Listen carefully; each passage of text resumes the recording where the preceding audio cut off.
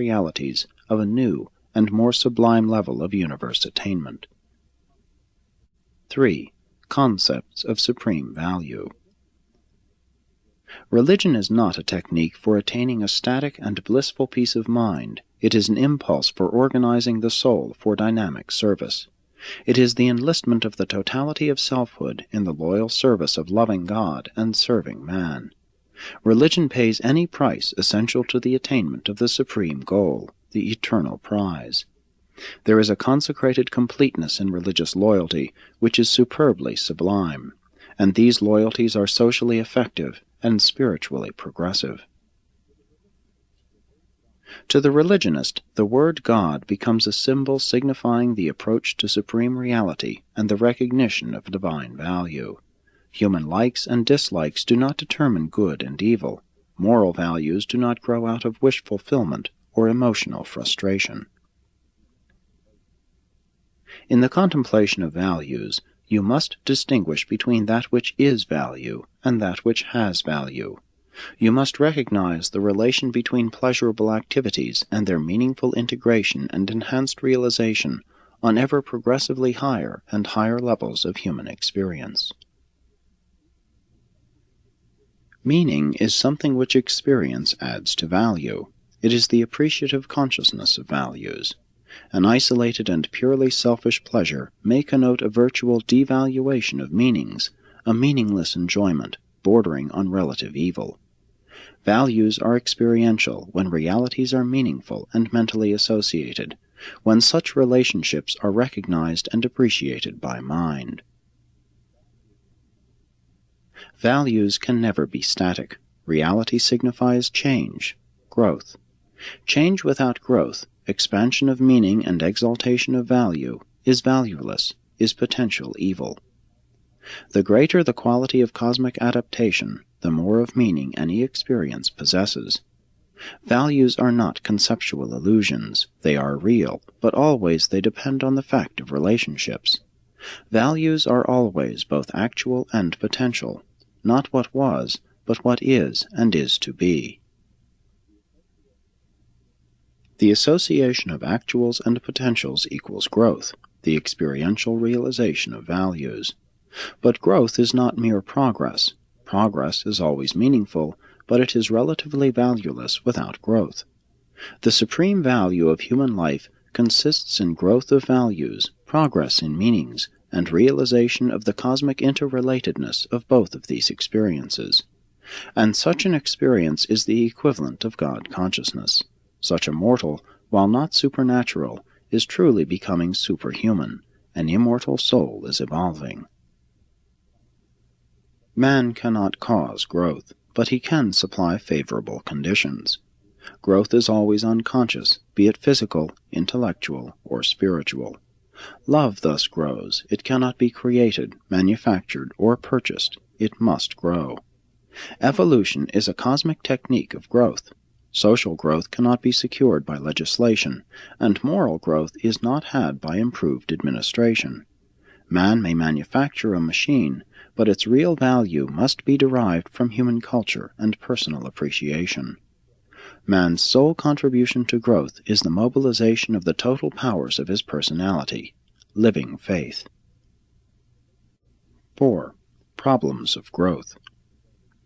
Religious living is devoted living, and devoted living is creative living, original and spontaneous.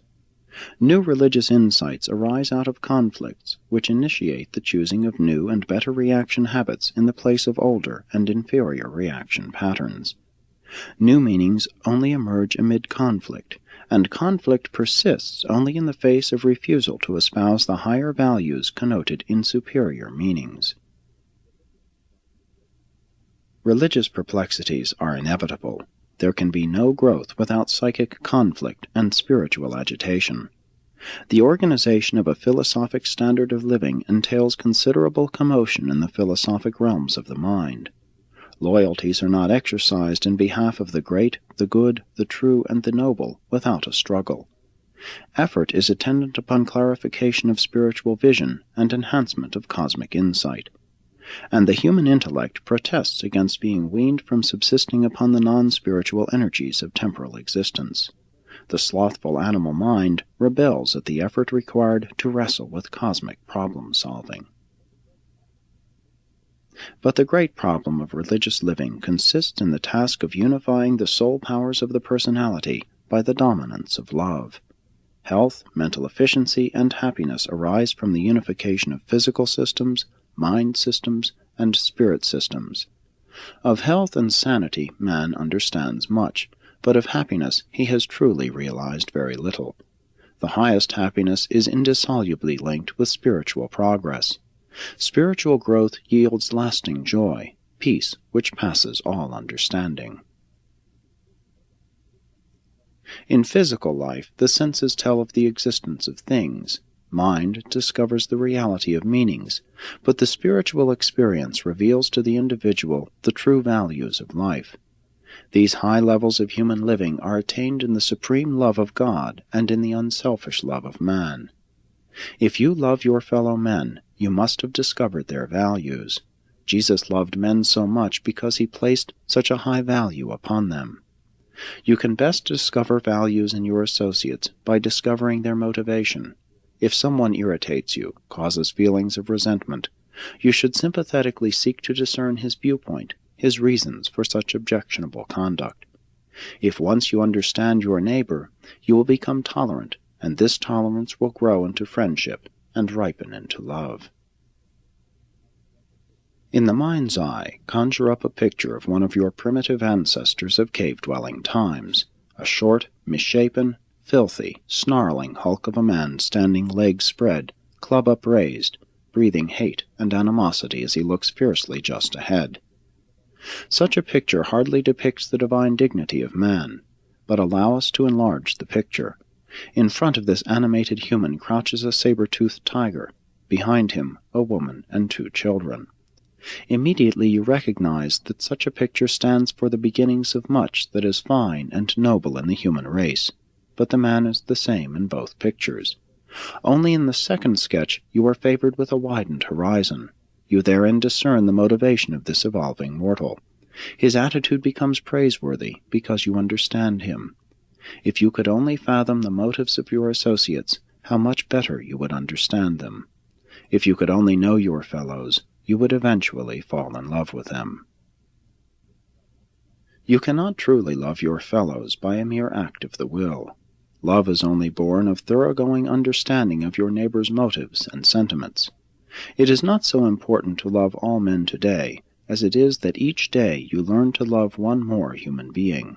If each day or each week you achieve an understanding of one more of your fellows, and if this is the limit of your ability, then you are certainly socializing and truly spiritualizing your personality. Love is infectious, and when human devotion is intelligent and wise, love is more catching than hate. But only genuine and unselfish love is truly contagious. If each mortal could only become a focus of dynamic affection, this benign virus of love would soon pervade the sentimental emotion stream of humanity to such an extent that all civilization would be encompassed by love, and that would be the realization of the brotherhood of man. 5. Conversion and mysticism. The world is filled with lost souls, not lost in the theologic sense, but lost in directional meaning, wandering about in confusion among the isms and cults of a frustrated philosophic era. Too few have learned how to install a philosophy of living in the place of religious authority. The symbols of socialized religion are not to be despised as channels of growth, albeit their riverbed is not the river. The progression of religious growth leads from stagnation through conflict to coordination, from insecurity to undoubting faith, from confusion of cosmic consciousness to unification of personality, from the temporal objective to the eternal, from the bondage of fear to the liberty of divine sonship. It should be made clear that professions of loyalty to the supreme ideals, the psychic, emotional, and spiritual awareness of God consciousness, may be a natural and gradual growth, or may sometimes be experienced at certain junctures, as in a crisis. The Apostle Paul experienced just such a sudden and spectacular conversion